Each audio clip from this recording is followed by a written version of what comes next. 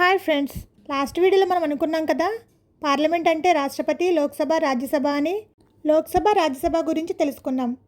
ఇప్పుడు ఈ వీడియోలో భారత రాష్ట్రపతి గురించి తెలుసుకుందాం. పోటీ పరీక్షలకు ప్రిపేర్ అయ్యే వాళ్ళకి ఇది చాలా ఇంపార్టెంట్ టాపిక్. రాష్ట్రపతికి ఉన్న అధికారాలు ఏమిటి, వారిని ఎలా ఎన్నుకుంటారు, అసలు ఎగ్జామ్ పాయింట్ ఆఫ్ వ్యూలో గుర్తుపెట్టుకోవాల్సిన ముఖ్యమైన ఆర్టికల్స్ ఏంటి, వాటి వివరాలను ఈ వీడియోలో తెలుసుకుందాం. ఎక్కడ స్కిప్ చేయకుండా చివరి వరకు చూడండి. అసలు రాష్ట్రపతి అంటే ఎవరు? భారత రాష్ట్రపతి దేశానికి రాజ్యాంగపరమైన అధినేత, భారత ప్రథమ పౌరుడు, త్రివిధ దళాల సర్వ సైన్యాధ్యక్షుడు. త్రివిధ దళాలు అంటే ఆర్మీ, ఎయిర్ ఫోర్స్, నేవీ, ఈ మూడింటికి అధ్యక్షుడిగా ఉంటారు. అందుకే రాష్ట్రపతిని త్రివిధ దళాల అధిపతి అంటారు. కేంద్ర విశ్వవిద్యాలయాలకు ఛాన్సలర్. ఆర్టికల్ 52 ప్రకారం దేశానికి ఒక రాష్ట్రపతి ఉండాలి. దేశంలోని అన్ని కార్యనిర్వాహక అధికారాలన్నీ రాజ్యాంగం ప్రకారం రాష్ట్రపతి పేరుతో అమలవుతాయి. అయితే భారతదేశం పార్లమెంటరీ ప్రజాస్వామ్యం కావడంతో రాష్ట్రపతి సాధారణంగా ప్రధానమంత్రి మరియు మంత్రివర్గం సలహా మేరకు వ్యవహరిస్తారు. మన దేశంలో పాలన మొత్తం రాష్ట్రపతి పేరు మీదుగానే జరుగుతుంది. ఇక్కడ మెయిన్ పాలన జరిపేది ప్రధానమంత్రి, మంత్రిమండలి. కానీ ఎవరి పేరు మీద జరుగుతుంది? రాష్ట్రపతి పేరు మీద జరుగుతుంది. రాజ్యాంగంలో 5వ భాగంలోని ఆర్టికల్ 52 నుండి 78 వరకు కేంద్ర కార్యనిర్వాహక శాఖ గురించి చెప్తుంది. కేంద్ర నిర్వాహక వర్గంలో రాష్ట్రపతి, ఉపరాష్ట్రపతి, ప్రధానమంత్రి, మంత్రిమండలి, భారత అటార్నీ జనరల్ ఉంటారు. ఆర్టికల్ 52 నుండి ఆర్టికల్ 73 వరకు రాష్ట్రపతి గురించి తెలియజేస్తుంది. ఆర్టికల్ 52 భారత రాష్ట్రపతి గురించి చెప్తుంది. ఆర్టికల్ 53 కేంద్ర కార్యనిర్వాహక అధికారాల గురించి చెప్తుంది. ఆర్టికల్ 54 రాష్ట్రపతి ఎన్నిక. ఆర్టికల్ 55 ఎన్నికల విధానం.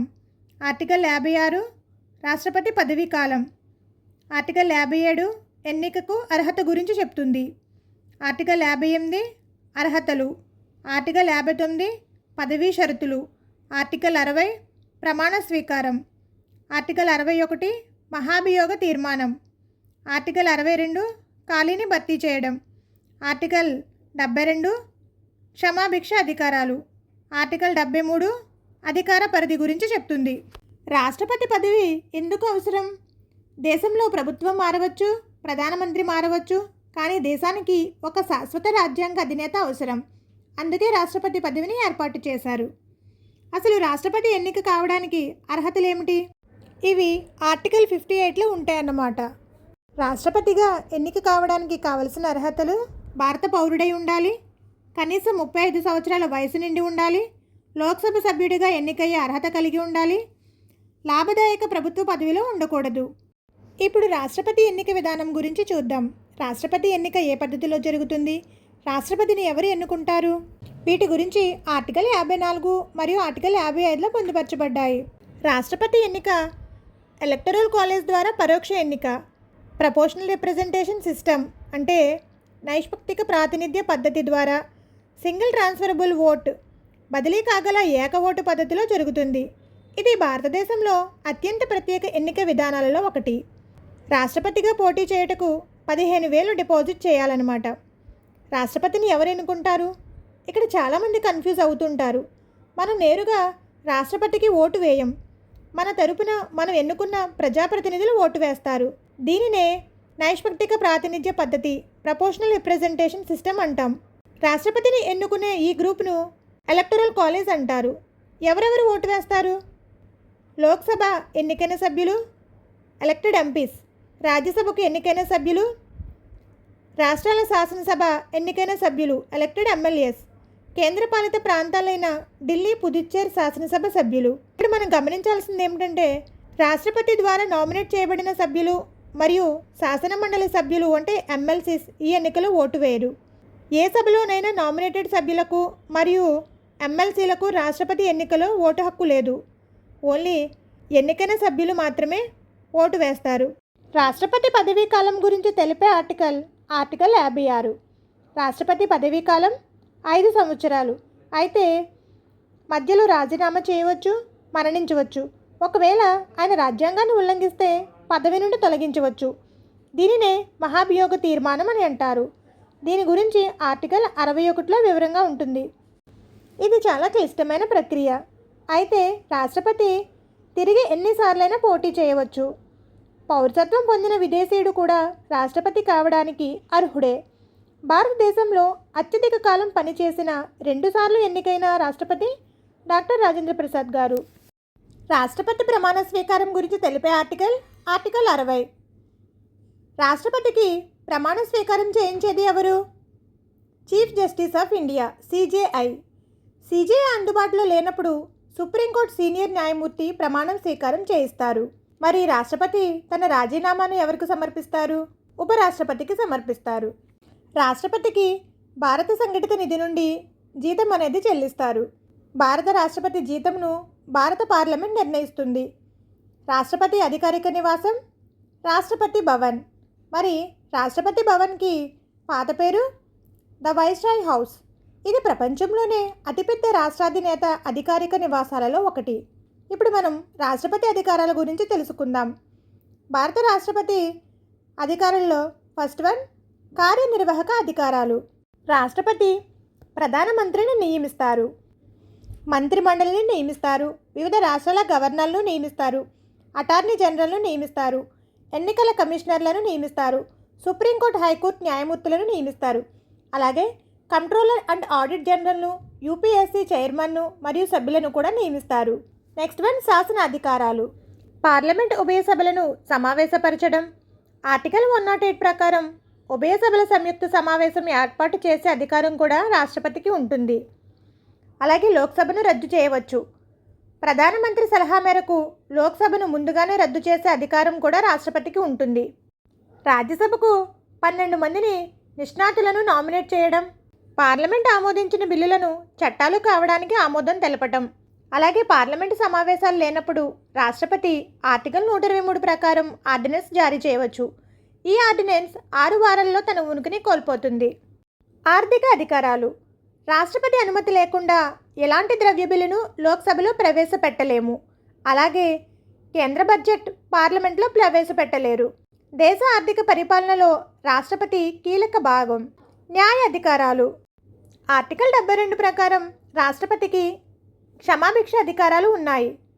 అవి పార్డన్ అంటే పూర్తి క్షమాభిక్ష, రిప్రైవ్ శిక్ష అమలును తాత్కాలికంగా నిలిపివేయడం, రెస్పైట్ ప్రత్యేక కారణాలతో శిక్షను తగ్గించడం, రెమిషన్ శిక్ష స్వభావం మార్చకుండా శిక్షను తగ్గించడం, కమ్యూటేషన్ విధింపబడిన శిక్షను వేరే రకం శిక్షగా మార్చడం. మరణశిక్ష కేసులలో కూడా రాష్ట్రపతి నిర్ణయం తీసుకోవచ్చు. నెక్స్ట్ వన్ సైనిక అధికారాలు. రాష్ట్రపతి భారత సాయుధ దళాల సర్వ సైన్యాధ్యక్షుడు అంటే త్రివిధ దళాల అధిపతి. ఆర్మీ, నేవీ, ఎయిర్ ఫోర్స్ ఈ మూడింటికి అధ్యక్షుడిగా ఉంటారు. యుద్ధం ప్రకటించడం, సంధి షరతులు చేసుకోవడం. దౌత్య అధికారాలు. రాష్ట్రపతి విదేశీ రాయబారులను స్వీకరిస్తారు, భారత రాయబారులను నియమిస్తారు, అంతర్జాతీయ ఒప్పందాలను ఆమోదిస్తారు. అత్యవసర అధికారాలు. రాష్ట్రపతికి 3 రకాల అత్యవసర పరిస్థితులు ప్రకటించే అధికారం ఉంది. అవి article 352, article 356 and article 360. Article 352 ప్రకారం జాతీయ అత్యవసర పరిస్థితిని విధిస్తారు. అయితే జాతీయ అత్యవసర పరిస్థితి ఎప్పుడు విధిస్తారు? విదేశీయులు అంటే వేరే దేశం వాళ్ళు మన దేశంపై దండెత్తి వచ్చినప్పుడు, లేదా మన దేశంలో ఏదైనా అల్లకొల్లాలు జరిగినప్పుడు ఈ జాతీయ అత్యవసర పరిస్థితి విధిస్తారన్నమాట. అయితే పార్లమెంటు ఉభయ సభలు అంటే Lok Sabha, Rajya Sabha.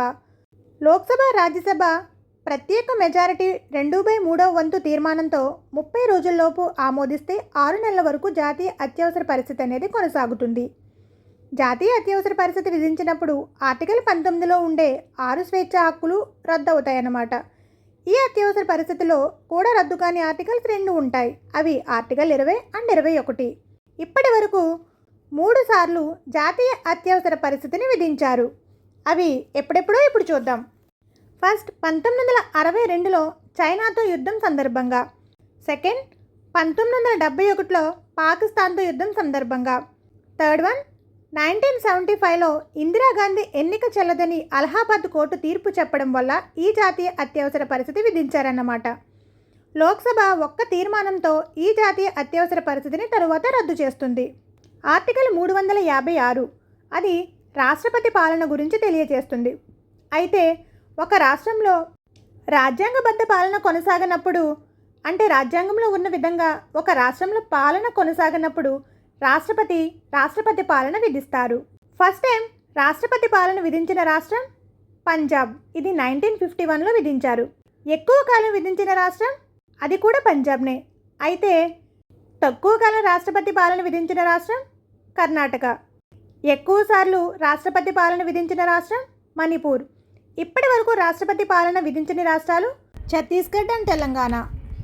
Next one article 360. Article 360 ఆర్థిక అత్యవసర పరిస్థితి గురించి తెలియజేస్తుంది.